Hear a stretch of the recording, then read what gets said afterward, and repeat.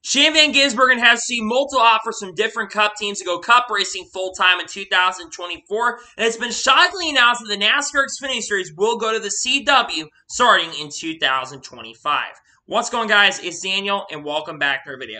We got to NASCAR and other motorsports story discusser today on the channel. Let's go ahead and just jump straight into those really quickly. We're having to start talking about the Richmond and Road America purses for this weekend. So every time we have a NASCAR Cup, Xfinity Series, and Truck Series race, Bob Pockets puts out the purse money. For the Cup Series, it's $7,565,800. For the Xfinity Series, it's $1,347,310. And for the Truck Series, it's $808,354. Honestly, some pretty good purse money in my opinion. Glad to see purse have continued to increase. Obviously, for the Cup Series, that is some pretty good purse money. Obviously, the charter money does come into play, but that is the purse money for this upcoming weekend at Richmond and Road America as well. And now we're going to head on to the next story of today's episode as we're talking about Freedomworks here. As it was announced yesterday that Freedomworks here will sponsor Live Fast Motorsports for 2 races, that being at Richmond this weekend and Bristol as well. Freedomworks, I believe, is ran by the governor of South Dakota, that being Kristi Noem. Obviously, you know my opinion on politics and stuff. It's good to see a new sponsor, though, coming into play, but I'm kind of against the political stuff in general. But it's interesting to see a new company and Freedomworks here, which I think is a whole state in general going to be sponsoring Live Fast Motorsports and BJ Cloud for 2 races. Well, it's definitely very interesting to see for sure. And now we're going to head on to the next story of today's episode as we're talking about Shane Neal. Now, Shane Neal put out a tweet yesterday, and he has officially received a hard card from NASCAR. This might be one of the most incredible comebacks I've seen in the racing world and in any sport in general. Obviously, Shane Neal's life has probably been one of the most interesting. You probably could make a movie on Shane Neal's life. Shane Neal obviously had been an up-and-coming talent in NASCAR in the early 2000s. It had a lot of talent, but really never harnessed it. It was kicked out of the sport in 2005 and basically banned from NASCAR for life at the time after basically getting in trouble with NASCAR due to drugs and other situations. But then in 2007, he got, I think, kind of approved back in the sport, but never returned. Actually got his hard card back in 2012, was working his way back, got his life together quintessentially, and now he gets to come back to NASCAR, which is absolutely amazing and absolutely incredible. And congratulations to Shane Neal on this. I'm so happy for him. I'm so stoked for him, and glad to see that he can officially come back to the sport. Obviously, he's probably never going to race again, sadly, but nonetheless, really amazing and awesome to see that Shane Neal has got a hard card and can come back to the sport now. I think it's just really awesome and really great to see overall, to be honest with you.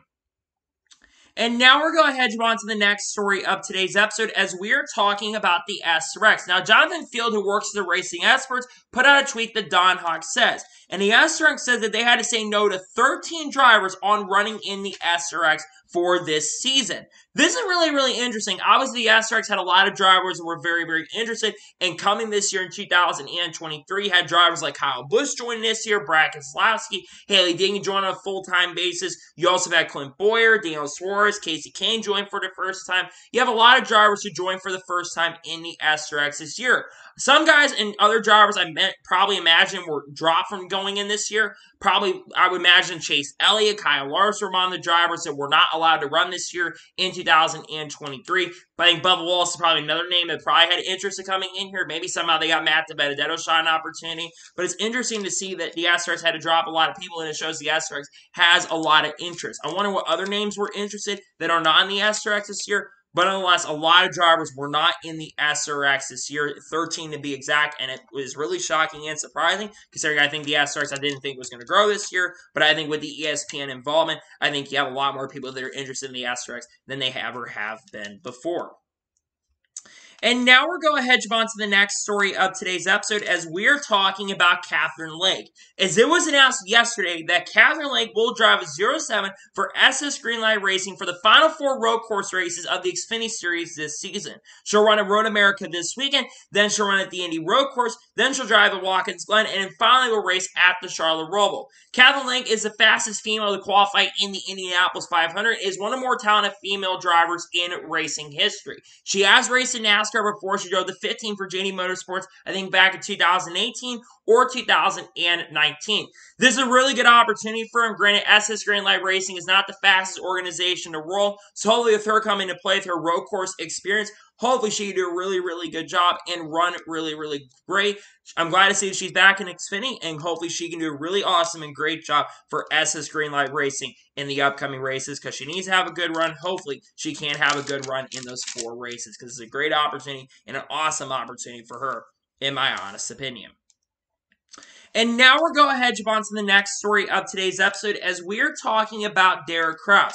As Bob Pockers reported on Wednesday that Derek Krauss will practice for AJ Allmendinger at Richmond and qualify for him while AJ Allmendinger is at Road America.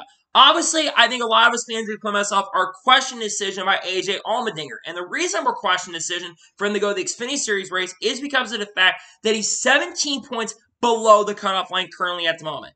I know he did not run good at Richmond, but he's going to be starting last in the race. This is, in my opinion, a really bad decision. There's a chance he even gets lapped in a race at this point, and he's going to fall likely farther below the cutoff line. It is a great opportunity for Derek Krauss to practice and qualify. We don't know what's going on with Derek Krauss past the 2023 season at this particular point. Maybe he goes full-time with Colleague in 2024. I don't know at this point, but I just have to question the decision by AJ Allmendinger and Colleague. I think it's a bad decision. If AJ knew that he was not going to get in unless he won a race at the road course, I get that, but you've got a chance of making enough points alone. I just don't understand the decision. I think it's a bad move by AJ Allmendinger and Colleague Racing. We don't know what's going on to AJ past this year when it comes to his future, but in my honest opinion, I just question this move. I don't like this move when you're this close to the playoff bubble. I think AJ knows he has to win the Indy road course or Watkins Glen at this point. But they were good at Michigan too, so they've had speed recently. I just don't understand this move. I think this is a risky strategy by AJ Allmendinger and Colleague Racing. And overall, I'm just not a big fan of this move. And now we're going ahead to move on to the next story of today's episode, as we're talking about Lane Riggs. As it was announced last night that Lane Riggs will drive the 7 for Spire Motorsports at Indianapolis Raceway Park in late August. This is an absolutely huge move for Lane Riggs. Lane Riggs made multiple starts in the truck series, I think 3 or 4 starts to be exact. A couple starts for Hallmark Friesen Racing, where I think he scored 1 top 10 for them. He also has made 1 start this year, I believe, in the truck series as well for Tricon Garage. He was supposed to run a lot of races this year for Hallmark Friesen Racing, but I think unfortunately funding and sponsorship kind of fell through for Lane Riggs. But this is definitely the best opportunity Lane Riggs has probably had up to this point. Spire Motorsports had winning and great speed so far in the truck series. Had drivers like Kyle Larson, who got their first win in the truck series in that number 7 truck at North Wilkesboro earlier this year. They've had Corey LaJoie drive the truck this year a couple times. He didn't do fantastic in his runs, but Corey, I think, can do a better job if you gave him more opportunities. Alex Bowman almost made the field, unfortunately failed to qualify because of a flat tire that really had no control over. And also Mark Andretti did make his NASCAR Truck Series debut with Spire Motorsports as well. This is a great opportunity for Lane Riggs. I honestly think he could have an outside chance of winning. He ran really good here last year in Indianapolis Raceway Park. Like he was going to have a chance of winning, but nonetheless, it's a great opportunity for him, and I'm glad and really, really happy to see that Lane Riggs will make a run with Spire Motorsports in Indianapolis Raceway Park. This is an awesome and great opportunity for him, to be honest with you. And now we're going ahead to move on to the next story of today's episode, as we're talking about the Music City Grand Prix.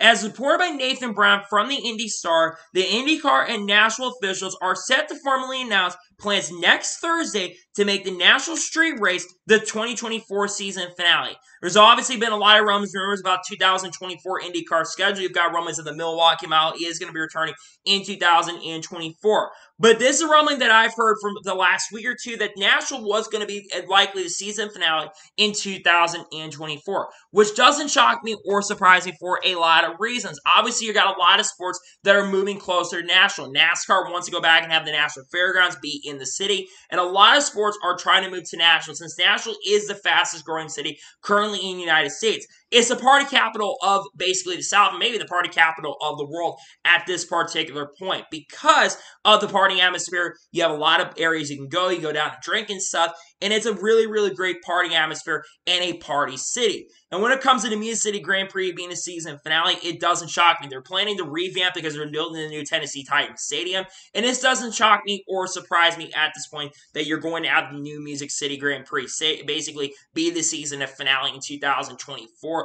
I just wish it might have been a National Super Speedway because I think the racing would definitely be better. I think an oval should host season finale for IndyCar So I think it would be much better than a street course, in my opinion, or maybe at Laguna Seca. But I understand them trying to move basically downtown Nashville. This doesn't shock me or doesn't surprise me at this point. It looks like the Music City Grand Prix is going to be hosting the season finale for IndyCar in 2024, and that announcement should be coming this upcoming Thursday. It's going to be interesting to see what happens. Sounds like the IndyCar schedule is not too far down the road from being announced. There's some big changes coming, and it looks like you're going to see the Music City Grand Prix become the season finale in 2024. And now we're going to jump on to the next story of today's episode as we're talking about Cowwalls. As it was announced Wednesday afternoon, shockingly, that Cowwalls has been named the new CEO of Legacy Motor Club. Obviously, Legacy Motor Club's had a lot of big changes over the last year. You had Jimmy Johnson come in and be co-owner of Legacy Motor Club, and they changed the name from Petty GMS to Legacy Motor Club. And now you have Cowwalls coming in and becoming the CEO. For those who've been involved in motorsports for a very, very long time, Cowwalls has been involved in IndyCar/car for many, many years, starting in 1979 with PPI Racing, and also owned a NASCAR Cup Series team with PPI Motorsports, had drivers like Scott Pruitt and Ricky Craven, and they scored 2 wins with Ricky Craven in 2001 at Martinsville in the fall race, and a really great finish with Dale Jarrett, and also won in the greatest finish in NASCAR Cup Series history in a 2003 Carolina Dodge GLS 400 in that photo finish with Kurt Busch. Cowwalls absolutely knows what he's doing, so I think this is absolutely massive and a major, major pickup for this team, in my opinion. And hopefully this means that Legacy Motor Club can focus toward the future. They have struggled in 2023. It's no secret, and it's because they've had a lot of big personnel changes and executive changes with the team. Bruce Mosley was with the team for a little bit, and then he left. And I think Cowwalls coming into play to work with Legacy Motor Club is absolutely huge, especially with the experience that guy has and how long he's been involved in racing. I think this could be an absolutely huge and great move. And also, I believe that Toyota is a big fan of Cowwalls as well. So that's another reason why he's coming in and becoming the CEO. Nonetheless, it's a fantastic and amazing opportunity for him, and I'm very happy and glad to see the Cowwalls will officially become the CEO of Legacy Motor Club. Hopefully, this can be huge and can help this team going forward into the future as they set themselves up for 2024. They switch to Toyota. They've been improving this year. I mean, Eric Jones has been running a lot better. Hopefully, Cowwalls, though, can make them take that next step forward and kind of go back to where they were in 2022 when they were a pretty solid team. And now we're going to jump on to the next story of today's episode as we're talking about Kyle Larson. Now, it was announced and reported by Air McLaren SP that Kyle Larson's 2024 Indianapolis 500 livery will be revealed on August 13th at the Indianapolis Road Course. And the number has been officially revealed. We all thought it was going to be number 5. Turns out the number that Kyle Larson is going to use is the number 17. Obviously, for those who don't know, Hendrick is involved with this as well, and HendrickCars.com will sponsor Kyle Larson in the event. And obviously, that number 17 has major significance in Hendrick family, as that was a number that Ricky Hendrick used. They used that number basically in the Xfinity Series as well. For the Xfinity Series, Ride That Right has not won a race yet at this point, but they'll use the number 17. This is a really cool thing that we're going to see. Obviously, I think it's going to look very similar to Kyle Larson's Xfinity, basically Kyle Larson's Cup cars, and probably all the other Hendrick cars as well, and probably also the NHRA car that I think Greg Maffei, or can't remember the guy who runs that car, but basically we'll see that as well. I think this is going to really look really, really cool. I love the fact that Kyle Larson is going to run the 2024 Indy 500. And if you already weren't excited enough about the Indianapolis Road Course weekend, we're going to have a lot of Cup guys like Shane Van Gisbergen back, Brody Kostecki running, Kamui Kobayashi running. I think this has just opened up the excitement a lot more because now you're going to see Kyle Larson's livery revealed. I think it's going to be exciting. I'm looking forward to see the livery when it officially gets unveiled on August 13th, which is about 2 weeks from now. It's really awesome, and glad to see that we'll get to see Kyle Larson's livery in about 2 weeks from now. And now we're going to jump on to the next story of today's episode as we're talking about Paul Tracy versus Ken Schrader. Now, Paul Tracy got into it with Ken Schrader, and they've had a little bit of a rivalry and a little bit of beef already in the Astroneves this season, but it kind of culminated in last night's race at Motor Mile. So Ken Schrader was unhappy with Paul Tracy because of a big red to have about 15 laps to go. To give context, there was a fun fight before, and there was a caution before that for a wreck for, I think, Helio Castroneves, Bobby Labonte, and also, I think, Joseph Newgarden and Marco Andretti. And Paul Tracy, on the next restart, makes a bonehead move, goes up the racetrack, basically wrecks himself into Joseph Newgarden. Joseph Newgarden is not going to let him do what he did there and cause a big pileup. That involves Ken Schrader. And Ken Schrader basically had a few words, but basically all said, I'm done racing Paul Tracy. And personally, I don't blame Ken Schrader. Look, Ken Schrader, when you make Ken Schrader mad, because Ken Schrader's not a guy that usually gets pissed, but when you make Ken Schrader mad and upset, you know you've done something wrong. And this has been a big problem I've had with Paul Tracy for a very, very long time. The guy has a pretty solid resume, has won 31 IndyCar/kart races. But here's the problem with Paul Tracy. He literally took no responsibility for the wreck and took no responsibility for the incident. Well, he's the one that caused the incident and ended up causing the wreck. That took him out. I just don't understand what he was doing there. That was one of the bonehead moves, and I've said this for a long time, but I really hope that he is not in this series in 2024. He needs to be kicked out, in my opinion. I want him completely gone and out of this series. And honestly, if Ken Schrader says it, he shouldn't be racing SRX the rest of the year. Bring a local ringer back and get rid of Paul Tracy. Also get rid of the fun flies, because I think the fun flies are completely dumb and completely stupid. But I hope Paul Tracy is gone. He's had a lot of issues with drivers. Haley Deegan's the name I mentioned. She's gotten into beef with Paul Tracy, and Paul Tracy got mad at her. And he has no respect on the racetrack and drives like a complete fool and a complete idiot in the SRX. I get that he's there to be a menace, but at the same token, same time, you can't keep wrecking people and destroying race cars. They had a driver's meeting, for crying out loud, and they had a lot of people that were frustrated as well. A lot of fans, including myself, who don't want Paul Tracy in it. So I hope Paul Tracy's gone after the SRX season or not racing anymore. It's really good to see that people are frustrated about Paul Tracy, and hopefully he's no longer in the SRX in the future. And now we're going to hedge on to the next story of today's episode as we're talking about Joseph Newgarden. Now, Joseph Newgarden was interviewed by Matt Weaver from Sportsnet.com. And according to him, Joseph Newgarden has expressed some interest in maybe racing in NASCAR. But he says it would have to be with the right opportunity. Now, Joseph Newgarden has driven a stock car before. He actually drove it around the Charles Oval, I think, back in 2017 or 2018, driving a Team Penske, I think, number 22 Xfinity Series car. Now, Joseph Newgarden currently drives full-time in IndyCar in the number 1 or 2 car for Team Penske. And, of course, he just most recently won the Indianapolis 500 in 2023 and is known as the Oval King in IndyCar, as he's won pretty much 5 straight Oval races in a row. I have said this for a long time. I really want to see Joseph Newgarden come to NASCAR and race. I've really wanted him to race for the last 4 or 5 years because I think Joseph Newgarden could actually excel and do a pretty good job. He's not been that bad in the SRX, in my opinion, and in a few races, he's been somewhat competitive. Granted, he wasn't really competitive in last night's race at Motor Mile, but I think having him in the SRX would be really awesome and really, really fun and really, really cool. So I really hope there's a good chance that possibly we could see Joseph Newgarden in NASCAR in the future. Granted, we don't know what ride he could drive. He could drive the Project 91 car for Trackhouse Racing, but I think that's more meant for international drivers than anything else. Maybe Team Penske opens up their Xfinity Series program once again, or maybe opens up a 4th car, because obviously I think Roger maybe in the future could bring the Xfinity Series program back, though it doesn't sound like that's in the cards currently at the moment. But nonetheless, it's interesting to see and really awesome to see that Joseph Newgarden is at least expressing some interest and maybe wanting to race in NASCAR in the future. I think it'd be really huge if he gets to NASCAR, and nonetheless, it's going to be interesting to see if Joseph Newgarden ever comes to NASCAR, because I hope he gets to race in NASCAR in the foreseeable future. And now we're going ahead and move on to the next story of today's episode as we're talking about the 2024 NASCAR schedule. Now, we've talked about the IndyCar schedule a little bit, but someone asked about when the 2024 NASCAR schedule is going to be out.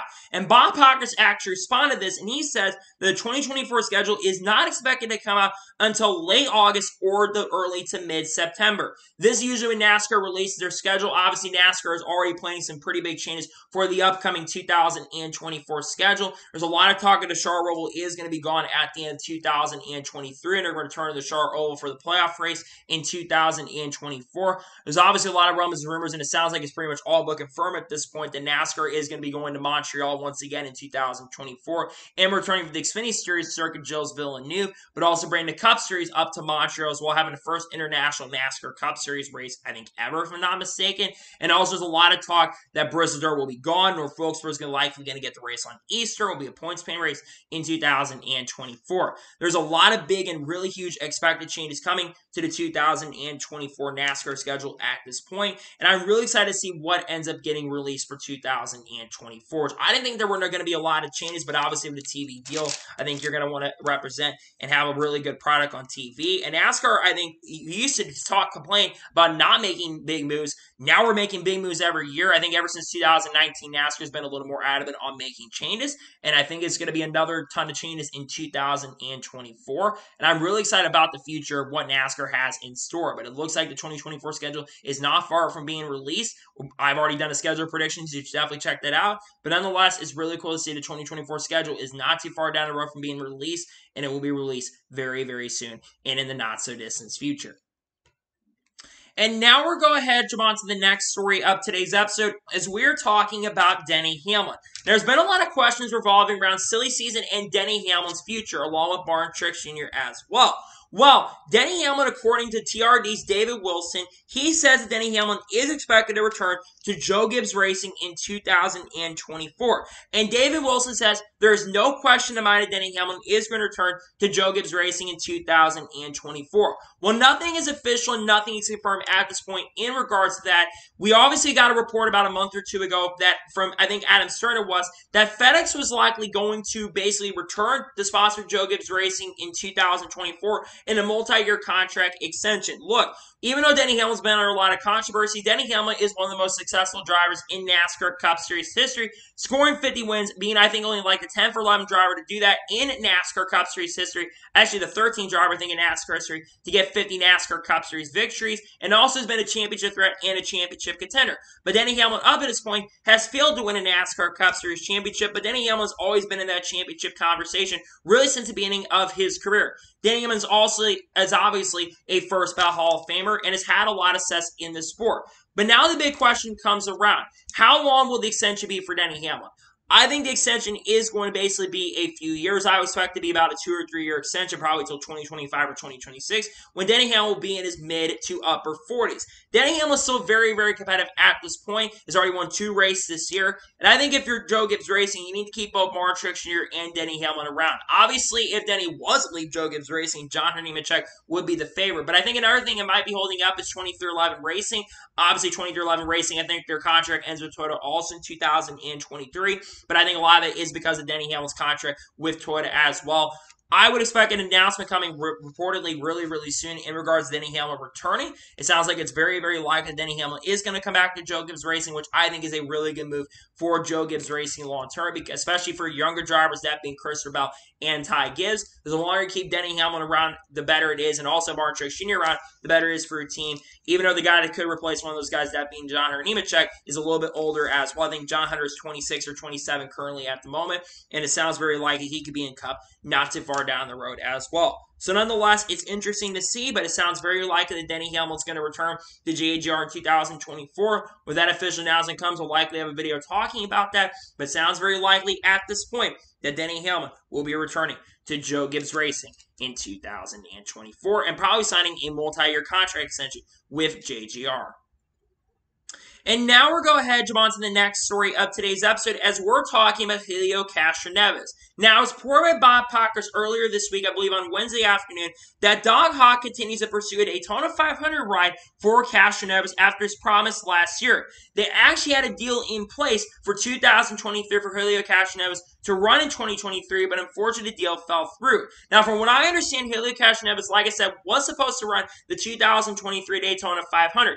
However, the team he was going to run for was the Money Team. And let's be honest, the Money Team did not have a really good run in the 2023 Daytona 500. They did make the field, but they were having issues for even the race started for the duels in 2000 for earlier this year. They, like I said, were able to make the show because multiple drivers ended up failing to qualify. And Castroneves probably would not have made this show, and I think he wanted to be in a guaranteed ride. A lot of people thought he was going to go to Project 91, that number 91 car, but unfortunately they decided not to do it this year, and basically they decided against it for 2023. But I've said this for a long time. I've wanted Helio Castroneves to run in NASCAR and also run in a Daytona 500 as well, because I think Helio Castroneves is enthusiastic. He's been very successful in everything he's gotten into, and he's really had a career resurgence over the last few years. He, of course, won the 2021 Indianapolis 500, holding out the hard-charging Alex Palou. He also won an SRX race at, I think it was Five Flag Speedway. He's also won the IMSA Championship in 2021 or 2022, and has also won a lot of other big events as well. The Rolex 24 back-to-back years, though the 2023 one is a little more controversial than anything else. And at the end of the day, he is still a driver, has a lot of enthusiasm, and wants to continue racing. And I think he would do really, really good for running the 2024 Daytona 500. Granted, what team could he drive for? There aren't a lot of options at this point, because a lot of charter teams are going to basically have their drivers set in the future, unless Spire doesn't set anybody, but it sounds like that team is very likely to announce somebody we'll talk about here in just a little bit. But what about if Track decides to run Project 91 again next year? Obviously, we don't know the future of Project 91, but obviously they're going to give that right to Shea Van Gisbergen for another race for this upcoming couple of weeks from now at the Indy Road Course. So maybe they decide to run a 4 Trackhouse car if Trackhouse was manned to 3 full-time cars. I would imagine that could open up for Project 91 car, and maybe Castroneves can run the Daytona 500 there, because Trackhouse has been pretty fast. They have struggled a little bit recently, though, but I think Castroneves could be pretty competitive and be a little bit of a contender in that car.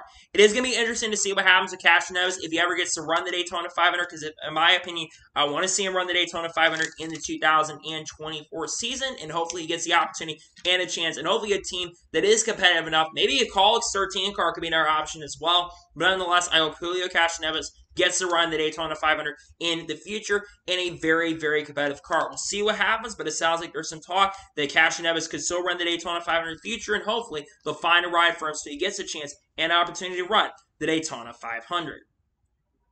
And now we're going ahead and jump on to the next story of today's episode, as we're talking about a little bit when it comes to NASCAR silly season. Now, I talked a little bit about NASCAR silly season on the channel Wednesday, and it involves some clips from Door Bumper Clear. There's two things I want to talk about. First, let's talk about Carson Hocevar. Now, according to Door Bumper Clear, there's a lot of talk and rumors that Carson Hocevar might jump straight from the Truck Series to the Cup Series in 2024. Now, a lot of people have been talking about where he could end up going in 2024. Well, there are a couple potential rides that are going to be available for Carson Hocevar in 2024 if he jumps up to the Cup Series. And obviously a big reason why is because he had a pretty solid run going in his NASCAR Cup Series debut. He drove a 7 for Spire Motorsports, while Corey LaJoie was driving the number 9 car at Gateway. That run did not go good. Carson, though, was having a very impressive run, running in 16th position, but unfortunately for Carson Hocevar, he basically had, I think, a brake rotor fail, and he hit the outside wall that ended a really strong day going for Carson Hocevar. And there was a radio transcript that kind of came out recently. I think Mario Lost Games had put this out on his Twitter page, but basically saying from communication from the crew chief and the spotter of the 75 truck for Henderson Motorsports, they were having conversations that Carson is to be going to Cup Series, and he can't be making the moves that he is making out on the racetrack. Do not get me wrong when it comes to Carson Hocevar. I think he is an extremely talented and a really good driver, but I'm not sure if he's ready to go full-time Cup racing at this point. I think in making select Cup starts in 2024 would not be a bad option for Carson Hocevar, but I think jumping full-time to Cup, I'm not sure if he has the racecraft and the mentality to jump up yet. But let's talk about potential possibilities for Carson. Where he can end up driving in 2024? Well, I think there's a couple options. Number one, the 31 car. Obviously, College Racing, we don't know the future of this team for that 31 car. Justin Haley is leaving College Racing at the end of 2023 to go to Rico Racing starting in 2024 in a multi-year deal. But I'm thinking more than anything else that Austin Hill is a likely lead candidate and maybe the likely lead favorite. Also, SVG's names and brought up a conversation. Let's talk about him here in just a little bit. But he's also favored for that ride as well. But Carson's name could be someone to watch for the 31 car. Another ride is 77 car for Spire Motorsports. Obviously, we know that Andretti's had conversations about getting into NASCAR and obviously Gamebridge, and that's one thing to think about is sponsorship. But Carson does have some sponsorship there as well with Premier Security, and that could be a huge thing that helps Carson get a chance and an opportunity to drive a 77 car. I think the 77 car is a really good chance and a really good possibility of happening in 2024. And if he's going to go full-time Cup racing, I think the 77 car is pretty likely at this point. So I think Carson has a chance going Cup racing, and he might be in the 77 car. But the other point I want to talk about is the 10 car for Stewart Haas Racing. They continue to mention that the 10 car, it sounds very likely that Eric Almirola is going to retire at the end of 2023. And it sounds like still the two front runners are Michael McDowell and Zane Smith. If I have to guess right now at this particular point, I am thinking at right now at this moment that you're going to see Michael McDowell in the 10 car in 2024. Zane Smith, I think, would be a solid option for Stewart-Haas Racing, but I think Stewart-Haas Racing is looking for a little bit more veteran presence going into 2024. And Michael McDowell is a year-by-year basis with Front Row. They have not signed him yet at this point for 2024. Meanwhile, Zane Smith's under contract with Ford and Front Row through the 2026 season. And that's why I think Michael McDowell is going to be in the 10 car in 2024, because Eric Umbrell has not committed toward 2024 yet. And I think a lot of people in the industry do believe that you're going to see Michael McDowell retire at the end of the 2023 season. And you're going to see Michael McDowell take over that car in 2024. So I think McDowell takes over the 10 car in 2024. I think SVG's one to watch for that car as well. He could drive it in 2024. There's other candidates who could get a chance and an opportunity to drive that car. But I think at this particular point, you're going to see Michael McDowell take over the 10 car and move away from Front Row. It's going to be interesting to see what happens in regards to silly season, but it sounds like at this point, these are the really good possibilities of happening for 2024. And now we'll go ahead and jump on to the first of two major stories in today's episode as we're talking about the CW. As it was shockingly announced early this morning, reported by John Alwyn and Adam Stern and multiple other reporters from Sports Media Journal, SBJ, that the CW has surprisingly picked up the media rights to NASCAR's Xfinity Series with a 7-year deal that will start in 2025 and last through 2031. And according to the deal, the series will get $115 million a year, meaning by the end of the deal, I think that's going to be like $830 or $835 million. This is absolutely huge and absolutely shocking because I did not think that the CW was going to be the series that was going to pick up, or the TV broadcast partner that was going to pick up the NASCAR Xfinity Series, because they were not on the media cards. Granted, we've seen the CW getting more involved in sports, especially as of recently. We all know that they basically have been involved with IndyCar, and they did basically been involved with the documentary series at 100 Days and Indy, which I think has been a really good series, and I thought was a really fun series to watch.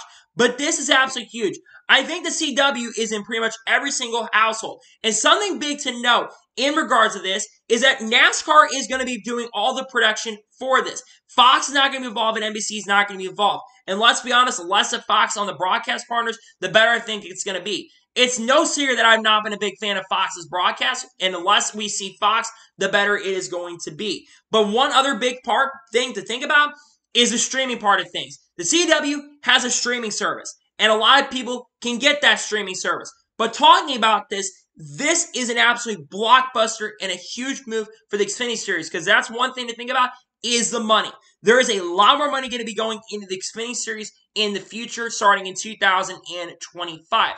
And it's also going to get the ball rolling when it comes to the upcoming TV deal, because one of the biggest things that's been holding up this TV deal is what series was going to get the streaming service. And it tells me at this point, the NASCAR may not be going to Amazon in 2025, but they might be going to the CW for the NASCAR Cup Series and maybe the Truck Series as well. It's obviously no secret that they want to get the TV the TV deal done pretty much by the end of 2023 and get the media rights deal done. You've got the charter agreement, all that kind of stuff that is coming to play for that upcoming TV deal. But this is absolutely massive and absolutely huge for NASCAR in general. And again, I think every major household has the CW. And streaming is continuing to grow, but a CW is based on every cable package and I think on every broadcast package as well. And the big thing right there is going to be broadcast on every single race is going to be on the CW. Also, they're going to be hiring all the people to the CW. So my question now becomes, who could end up being on the CW broadcast? Well, I think one person that absolutely needs to be hired for the CW is Alan Bestwick.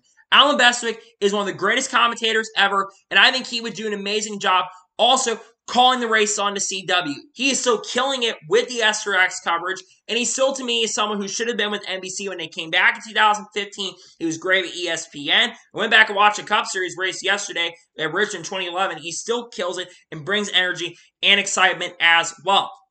And I think they also need to hire other people. Maybe bring some people from NBC over as well. Maybe bring Andy Petrie into play.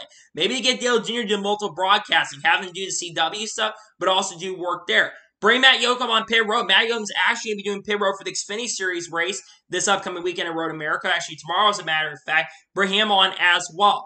But I can tell you, this is absolutely massive and absolutely huge, because I did not see this coming. I thought Amazon was going to be picking up the deal for the streaming side of things, for the CW to come into play and get more involved in sports because they're getting more involved in sports. This is amazing. This is absolutely incredible. And a big thing, too, is it's all going to be, there's going to be a streaming service ready to go. I think they're probably going to cost money for the streaming service, but they have, I think, right now a free streaming service. And this is absolutely massive and absolutely huge for NASCAR in bigger ways than none. I'm excited about this. I'm stoked about this, and I'm very happy to see that they're getting involved in the game as well. I love it. We're getting a new company that no one expected to see. More money coming into play. That's going to increase the purse money as well. I think, like we talk about the purse money, we always talk about this, but Xfinity Series, they don't get huge purse money. Now they're going to be getting almost double or even triple of what they get, which will probably be $3.15 million per race at this point. And that's going to be more money for these teams, which is something the Xfinity Series, they want to have more competition. And the more money you give the Xfinity Series, the more competition you are going to have.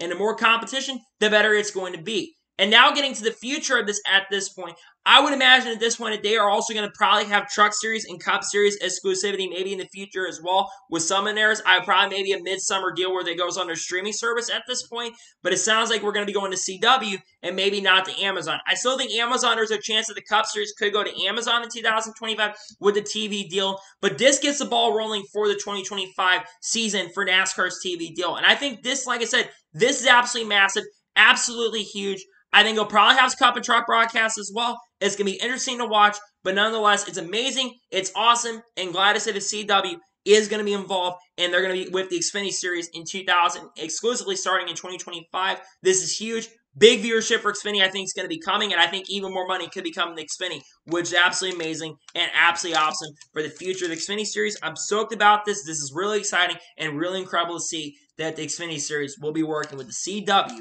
starting in 2025. Did not see it coming, but absolutely massive for the Xfinity Series. And now we'll go ahead and jump on to the final major story of today's episode as we are talking about Shane Van Gisbergen. Now, I have talked about Shane Van Gisbergen a lot on this channel, and it's because there's been a lot of talk and rumors and rumors and possibilities about Shane Van Gisbergen coming full-time in NASCAR starting in 2024. After Shane Van Gisbergen won the NASCAR Cup Series race in his NASCAR Cup Series debut, a lot of people, including myself, have wanted to come to NASCAR full-time in 2024. And while he does have a contract with Supercars that goes through 2025, Jamie Whincup has said publicly, and he said in a call, that he would not stop Shane Van Gisbergen from leaving Supercars at the end of this year to jumping to NASCAR full-time. And according to a new article that came out from V8 Sleuth, Shane Van Gisbergen has said to have received multiple full-time Cup Series offers on the back of his debut win in Chicago. Now, let's talk about this. I think Shane Van Gisbergen is one of the most talented race car drivers, not just in the United States, maybe in the world in general. And he also, a lot of people think he's going to basically be the next, would a lot of people think he'd be the next Marcus Ambrose, where he's just good on road courses, would not do good on ovals. Here's the thing about Marcus Ambrose. Marcus Ambrose did not have a really good opportunity in his career. He drove for JT Doherty Racing and drove for Richard Petty Motorsports. They were not the best teams in the mid to late 2010s and also the mid 2000s as well. If you gave him a full-time Marcus Ambrose like a top-tier opportunity like Hendrick, I think he would have done a lot better. I think Shane Van Gisbergen could perform like Juan Pablo Montoya.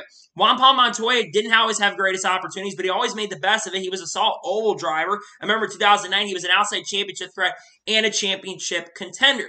So we talk about this now with Shane Van Gisbergen. I think he could excel very, very well. And there's a really good chance of possibility that Shane Van Gisbergen could end up winning his second straight race that he's entered. He's going to be in a really strong car. Trackhouse has been really, really fast on the road courses in the past as well. And I think he would do an amazing and a very, very good job. Now, let's talk about potential possibilities. What teams could Shane Van Gisbergen end up driving for in 2024? Well, the first team that could be a possibility is Trackhouse Racing. Obviously, he's driven for Prodigy 91 now at this point, made his debut with them at Chicago, and like I said, we'll be driving with them once again at the Indianapolis Road Course. Trackhouse, no secret, has said that they do want to expand heading into the 2024 season. They had talks about doing it for 2024, and Corey Joy's name haven't mentioned as the biggest possibility. There's obviously talk about Call maybe selling their charter as well, so maybe they get a charter from a team like Call or maybe even Rick Ware as well, and they bring a third full-time car in. Shane Van Gisbergen would do a really good job full-time at Trackhouse, so I think that's a really good possibility right there. The second team that's a big possibility, though, is Kaulig Racing. Obviously, the 31 car is going to be available. We already talked about this. I know Austin Hill is the current favorite to take over the 31 car in 2024. But I think Shane Van Gisbergen's name does have to be brought up for conversation. But there's also the 16 car could be available for him in 2024. It's those here that A.J. Allmendinger has not committed to 2024 currently at the moment. And there's been even some talk behind the scenes over the last few months that he's talking about maybe wanting to go back full-time in the Xfinity Series in 2024. I think his priorities are more set for Xfinity than the Cup Series at this particular point. So we could have a new full lineup for Kaulig in 2024 where you have Shane Van Gisbergen in the 16, and maybe you also have Austin Hill in the 31 car. Another outside possibility is Spire Motorsports. The 77 car is potentially available at this particular point. While it's not the fastest ride in the world, I think Shane can get the best out of the equipment and make that car a lot faster. Another possibility is Stewart-Haas Racing in the 10 or even the 41 car. Ryan Preece is not committed for 2024 currently at the moment, but I would imagine that Ryan Preece is likely going to be back in the 41 car in the 2024 season. And I also mentioned the fact about the 10 car. We don't know who's in the 10 car for next year yet. Almirola is not committed for 2024. I still think Michael McDowell is the lead candidate for the 10 car, but I think there's a good possibility that you maybe could end up seeing Shane Van Gisbergen have a chance to go full-time in SHR and would do a pretty good job. They need veteran race experience, and I think that would be a pretty solid ride for SVG. There's also other possibilities. 2311 Racing, that's another potential possibility. I think they're looking at that third car. I know Kurt Busch is still someone who they're wanting to bring back full-time. The Cup Series still is not medically cleared at this point, but Kurt, he wants to come back. Carl Levers needs to mention for a potential one-off or two races with that team. And other drivers like Bubba Wallace, we know he's on basically a contract year in 2024, though I thought he signed a multi-year deal. Turns out he's basically on a one-year deal according to Freddie Kraft, because Freddie is a spotter of Bubba Wallace at this point. So 2311 Racing is also a possibility. And then you also have Wood Brothers. Harrison Burton is not committed past 2023, though a lot of people do believe that he will be in the car once again in 2024. Also, Richards Racing are a possibility. Where we know our Star wants to expand. They're bringing Brody Gesicki in. I think it'd be really cool to see SVG be teammates with Kyle Busch. It's nonetheless going to be interesting to see what happens to SVG. If he does go full-time next year in 2024, my expectations are he will be a playoff threat and a playoff contender, and I think he will win a race or two on the road course as well. Especially if we go back to street course race, he's definitely going to be my pick in that race as well. I think he will go either to Trackhouse or Kaulig Racing. That's where I think he'll end up driving. I think those are the most likely possibilities. He'll either be in a 31 car, or will be in a 16 car, or will end up being with Trackhouse in 2024. Nonetheless, I think it's really awesome to see that Shane Van Gisbergen does have multiple offers and multiple opportunities to run in Cup. I want to see more international presence in the sport. That's been the goal of the Action Cars, bring more international drivers in. The success of the Project 91 car, bringing him in, has been awesome. It's great, and hopefully we get to see Shane Van Gisbergen full-time in NASCAR in 2024, because it sounds like there's a really good chance and possibility that that's going to happen heading into 2024. So, that is good for today's NASCAR news and motorsports news video. I want to thank you guys for watching. Please like, subscribe to the channel, notifications on to notify when a video does go live on my channel. Follow me on Twitter, Facebook, and Instagram, and support me on Patreon as well. Link in the description below that, and comment your thoughts on today's video. Where do you think Shane Van Gisbergen is going to drive in 2024? Let me know your thoughts in the comments below. And what are your thoughts about a CW picking up the Xfinity Series starting in 2025? Let me know your thoughts in the comments below. I don't think there's going to be any more videos today on the channel. If any major NASCAR news breaks, we'll probably talk about that on the channel later today. Then tomorrow there'll be a doubleheader on the channel of the Xfinity Series and Truck Series race reviews from Road America and Richmond. And then on Sunday, of course, we'll have the NASCAR Cup Series race review from Richmond, pending the weather. So anyways, like I said, I want to thank you guys for watching today's episode, and I'll see you guys next time for more great, awesome NASCAR content and other motorsports content on the channel like this. Take care, everybody.